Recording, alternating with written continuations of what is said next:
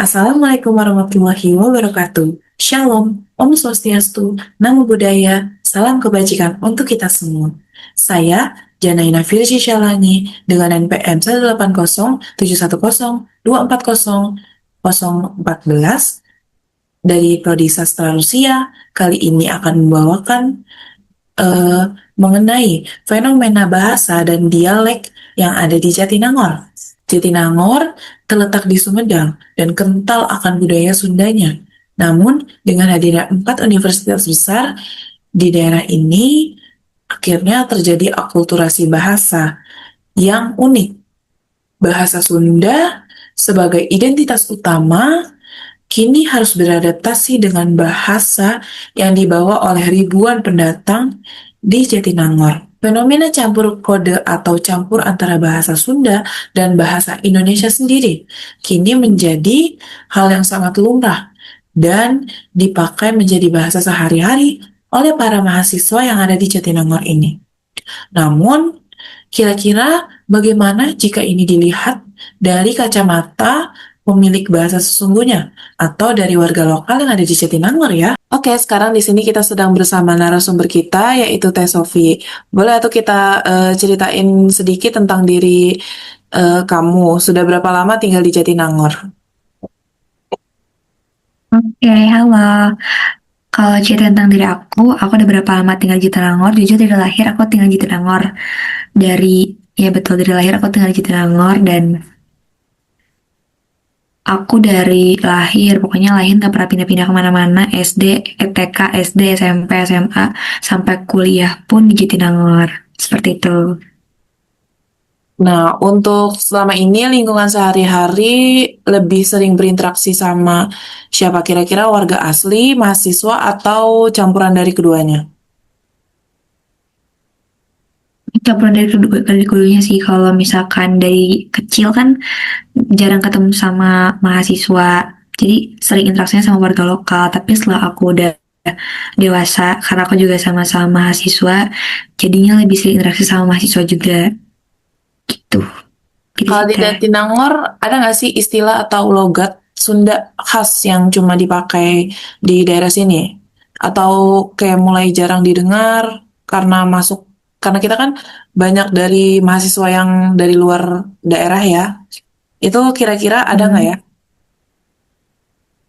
kalau kalau logat asli Jatinangor tuh nggak ada sebenarnya, menurut aku ya nggak ada Teh.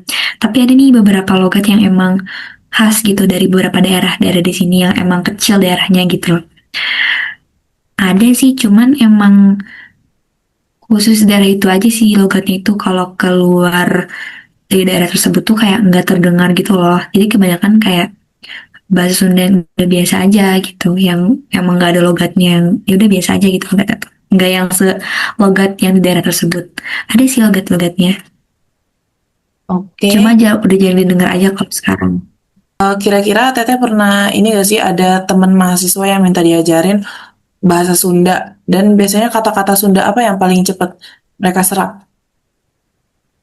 Banyak banget sih Teh yang minta diajarin bahasa Sunda tuh, kayak mereka tuh katanya ini tujuan datang ke sini aja tuh, tujuan kadang-kadang tuh ada terselip di tujuan mereka tuh kuliah di sini tuh karena pengen belajar bahasa Sunda juga gitu. Jadi kayak ada aja yang minta diajarin bahasa Sunda. Dan kata-kata yang paling gampang nyerap di teman-teman yang non Sunda tuh paling dari penyebutan kata saya. Kan kita udah ada urang, ada aing, ada mana, itu kayak gampang banget nempel ke mereka gitu loh. Terus biasanya kata-kata yang emang Sunda yang kasar, terus lucu aja gitu menurut mereka tuh gampang banget keserap juga sama merekanya, gampang nempel sama mereka karena kan itu dipakai sehari-hari gitu, jadi lebih nempel aja sama merekanya gitu sih Teh. Oke, ini pertanyaan terakhir ya Teh. Eh, Menurut Teteh sendiri, bagaimana cara yang paling efektif agar bahasa Sunda di Jatinangor ini bisa tetap lestari di tengah banyaknya pendatang?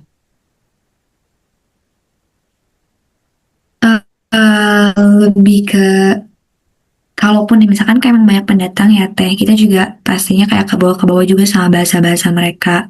Jadi biar tetap menjaga juga, paling dengan kita tuh memperkenalkan si bahasa Sunda ini ke teman-teman dari non Sunda.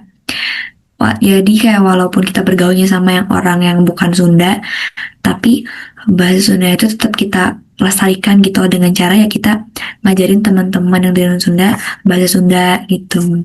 Jadi biar tetap lestari aja sih bahasanya. Oke, terima kasih ya Teh atas ketersediaan waktunya untuk diwawancara.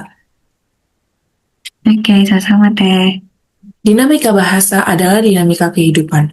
Fenomena di Jatinangor ini mengajarkan bahwa bahasa adalah sebuah hal hidup yang akan terus berdampingan dengan kita.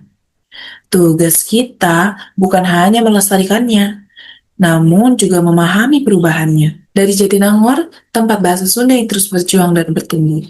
Salam.